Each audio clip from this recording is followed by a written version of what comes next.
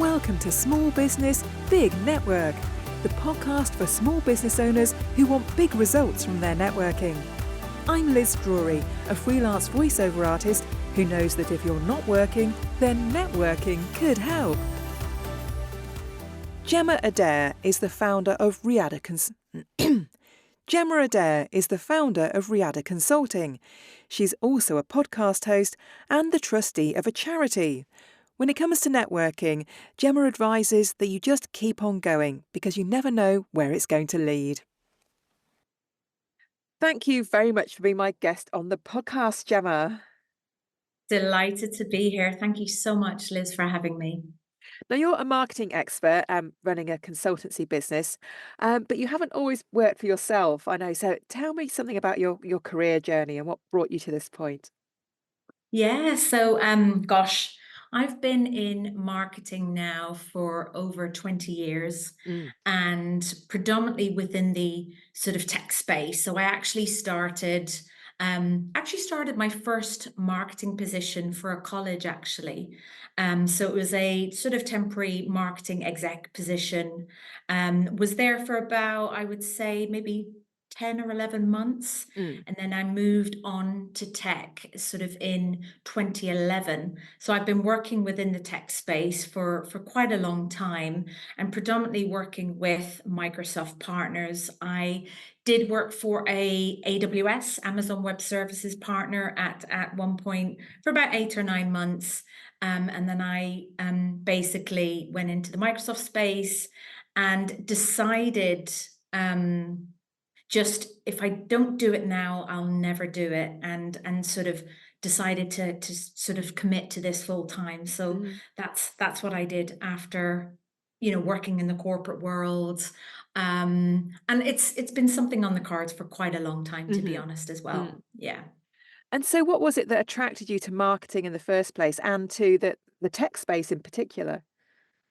So I believe there's been a few anchors, should I say, up until this point, or should I say influence, or to where I am right now. So when I was younger, 15, 16, I actually was a skincare consultant for Clarins UK. So Yeah. I that was my first sort of, taster of marketing, products, point of sale, that kind of thing, customer service, and so on. So I was actually working with them for about 6 years, and I worked with them part time up until around about sort of midway through university as well. Um, I've always had an interest in marketing, but I think when I started with my degree, I kind of played it safe and went for a business degree at the time. But I always had an interest in, different events, and so on and so forth. And I think what also has had an influence of me, with my sort of experience or wanting to do marketing, is that I actually grew up in a pub where there was many sort of different events and so on that my sister was managing. So I think the influence kind of stems back quite a few, early days, way back when. Yeah. So how long ago did you start your business and what was it that made you ultimately take that leap? So I actually registered my business back in 2017, but sort of committed full time in 2022. And I actually wanted to launch my business around the 2016 mark, but my mom passed away at that point. So I gave it some time, I held off, and basically 2017 was working along the business. You could say it was kind of my side hustle way back when. So I knew I wanted to commit full time, but I was kind of in roles at the time working alongside the business then. So I 2022, I decided, I need to commit to this full time. Mhm. If I don't do it now, I never will. And it's been roughly, I would say, 3 years coming now, and never a dull moment. I've not looked back since. And it's taught me so much about myself and just about business in general. Yeah. And has it been easier or harder than you thought it would be?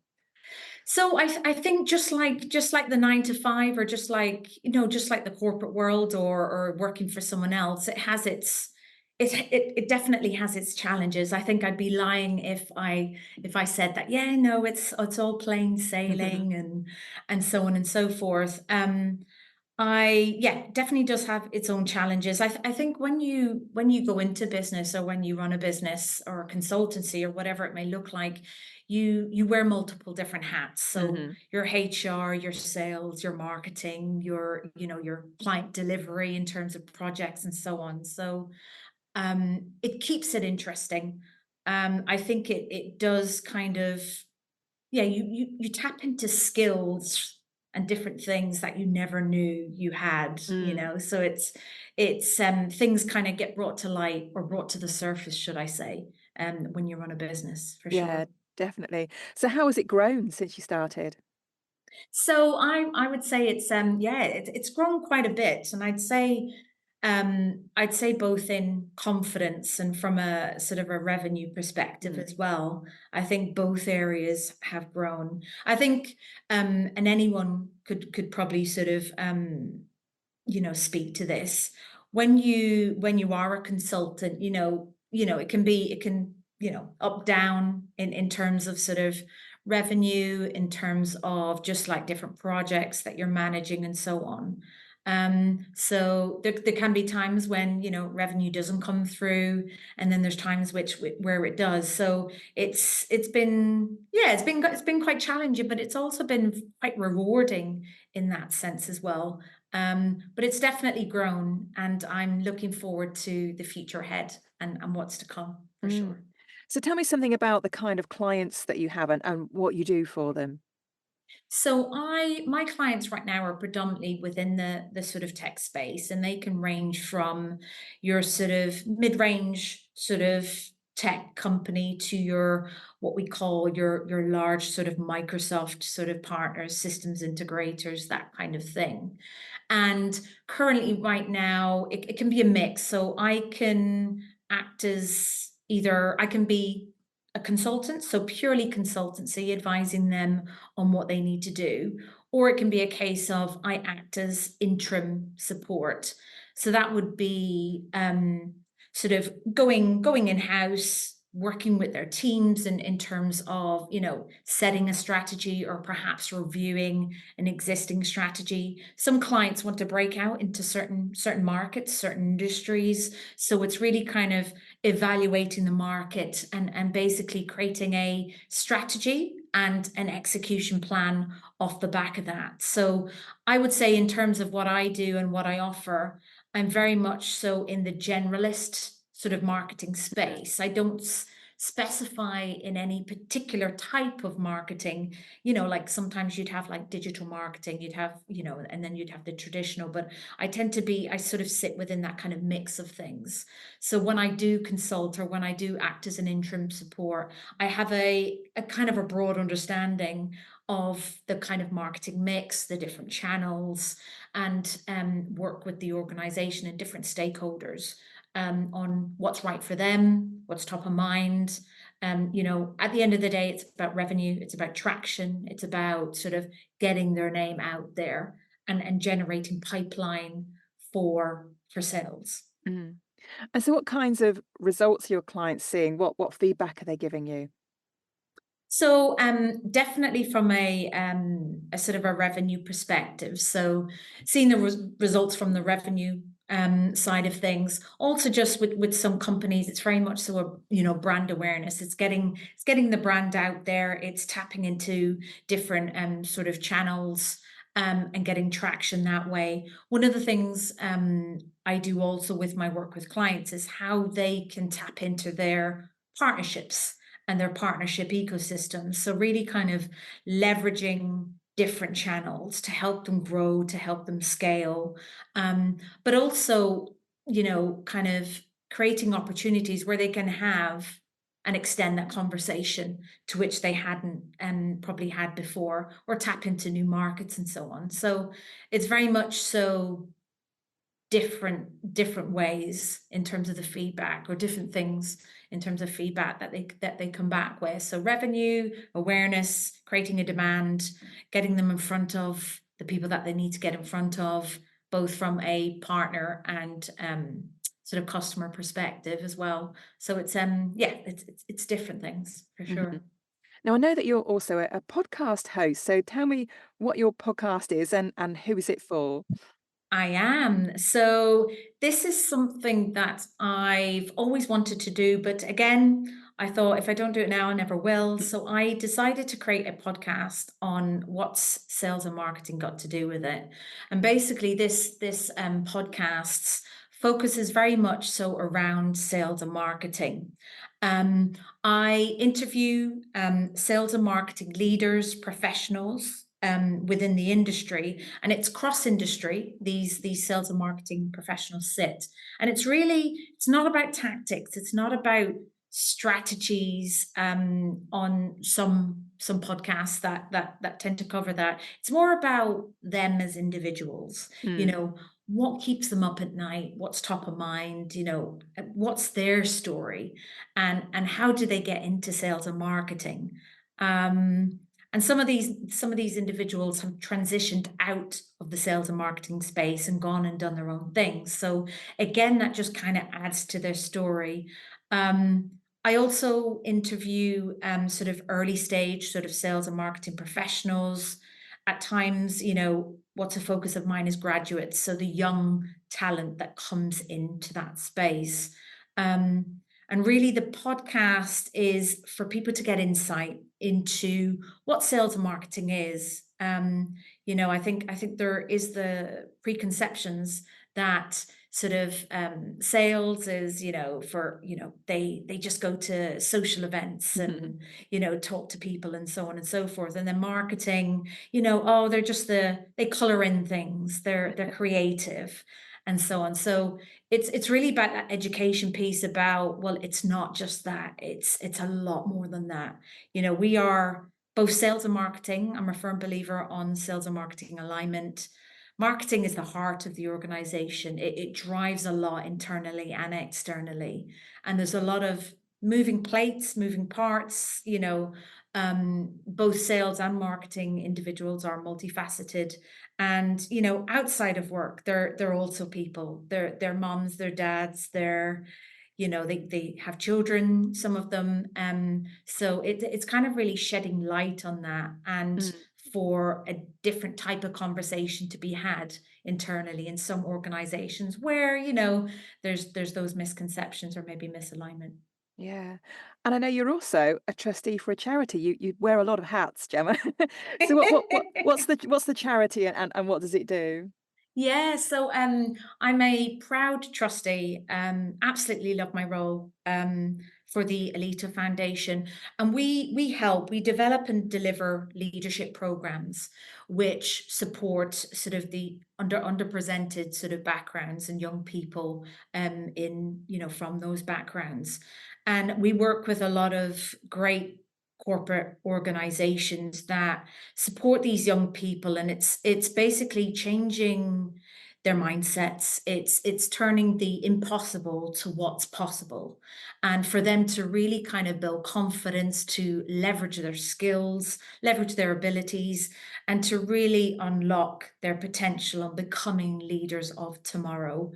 Um, this this is my first ever trustee role, and it's been, yeah, well over a year now, and it's gone by so quickly, and it's been absolutely amazing. I've learned so much about just the role of a trustee. I've learned also about other trustees and the team that I work with on the board, and also I've learned a lot about myself. So it's been an incredible journey, and if anyone's seeking a trustee role, I would definitely recommend it.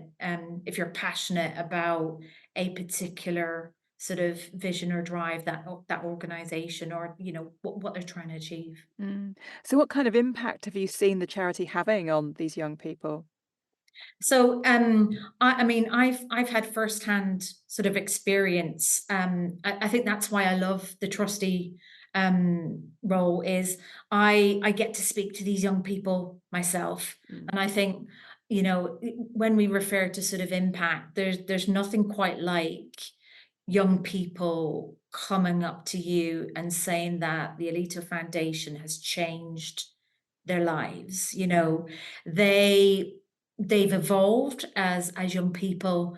They have, sort of got onto these programs, which they never thought would have been possible before, so I think just the kind of the creating opportunities, and I think what's really key as well as what I hear from these young people is just the sheer passion that we have as a board, as an organization. And we're all very driven, we're all very focused on helping these young people achieve what they want to achieve. And, we will not stop until they achieve that and, take them on that journey. And, I think what's really key as well is just leveraging our networks as trustees, as experienced professionals in our fields to open doors for these individuals as well. So I think it's mind blowing, just the impact that, and this is just one organization can Mm. have on young people. Yeah, yeah. So let's talk about networking now. How do you like to network for your business? That's a very good question, because it's networking is a topic that I'm quite passionate about. I love networking. And a close friend of mine says, it's about networking, not working. So when you do go out there and you do sort of, network with people, it's about. I think what's really key when people network, or what I've done, is it's all about getting to know that other individual, that Yeah. other party. It's about, just being really inquisitive about what it is that they do, what they're passionate about, what role do they currently hold, outside of what they do, what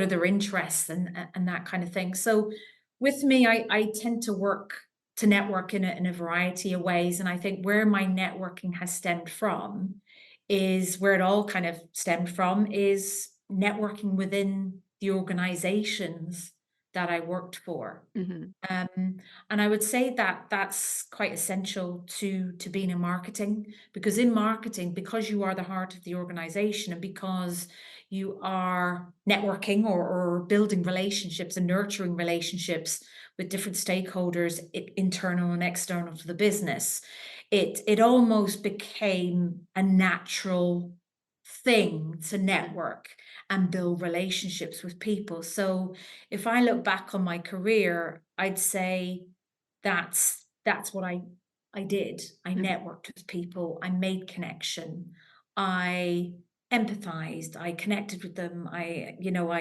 kind of I think what was also key for me is to create impact amongst my network, and to create impact for individuals.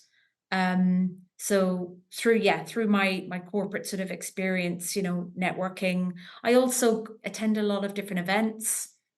I've actually got one this evening that I'm going to, at a local university in my area, which is the University of West London. So that's a business event that I'm going to attend. The other thing is just sort of industry events. Hmm. So whether that be marketing events, or whether that be tech specific events. I'm also an advocate within the kind of tech community, and within the Microsoft community. So again, just networking, just having conversations, I think it's all about how can I support, how can I add value. With networking, it's not about take. I think Hmm. there's a lot of I think networking is misunderstood, where it's kind of like, well, what's in it for me? Yeah. And really it's about how can we help each other Yes. out. You're like, what do you need from me? How can I support you? Could I potentially introduce you to someone that can help you, with that challenge that you may have, or get you to a point that you need to get to, you know? Yeah. So I tap into my network in a lot of different ways, or network in many different ways. Yeah, and it's great. People are great. It's great to get to know others. Do you think that you approach it in a different way now that you're doing it for your own business than when you were doing it in the corporate space?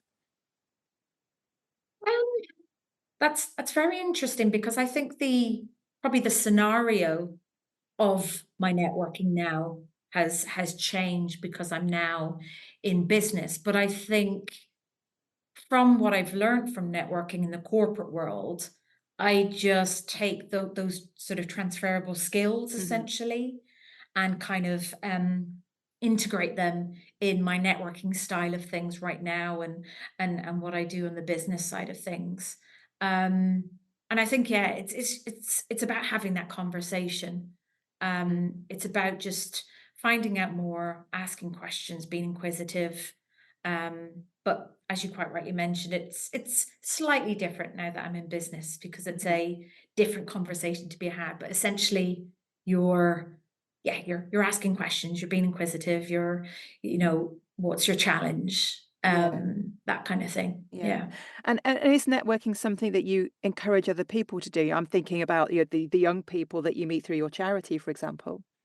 Yeah, I definitely any sort of word of advice or tips or tricks that I can sort of extend out to young people. I'm really passionate about, the leaders of tomorrow, future generations. And I think it's about kind of just showing them what's possible with networking. Um Recently, I actually did a speaking session at a university, and one of the topics was around sort of like marketing, building your brand, networking, and so on and so forth, and just kind of giving them some tips and guidance about, you should never become sort of complacent within or stagnant where you are. You've got to keep moving, just keep moving. And you'll get the no's and so on, but how can you change the no's into yeses Hmm. and just keep that moving? And I think it's all about, if you keep moving and keep networking, you just never know who you will come across. You just never know how they can support you and help you. An example I gave, and I constantly give this example of networking. I worked with someone many, many moons ago, 15 years ago. They worked for a partner, I worked for a partner. And, they started their own company and they're now recommending me to people there that they know in their Hmm. network. And that's 15 years Yeah. later. Yeah. So I think kind of giving them those examples, I'd like to think that they get those aha moments or the penny Yeah. drops and they think, actually, Gemma has a point here. She's got firsthand experience of what it is to build a network and to get out there. And don't get me wrong, it's not easy. We're not confident 100% of the time. No. So it's really about just sometimes you have to just put yourself out there and bite the bullet, as they say, Yeah. and just see where it goes. You'd be very surprised. And like I said, some of the examples that I share with young people, I always encourage them to just, you know, you've got to shine. Just get out there. Yeah. People want to hear from you. Yeah, absolutely. So finally, Gemma, if people want to know more about you and your business and the charity, what's the best place for them to find you? So they can go onto my website, and that's www.riadaconsultancy.com. I'm also on LinkedIn, Instagram, Twitter, and YouTube. With the sort of podcasts, I've got the videos on YouTube, and also I'm on Spotify as well. But I would say out of those channels, you could probably connect with me better on LinkedIn. I'm always on LinkedIn, so quite active on that channel. And it'll be either Gemma Adair or you can follow my company page, which is Riada Consultancy. Lovely. Well, thank you very much for being my guest. I've really enjoyed our conversation. Thank you so much, Liz. And yeah, have a good day. Thanks for listening to Small Business, Big Network. If you found this podcast useful, please do rate, review, and subscribe. And don't forget to share it with the rest of your network too.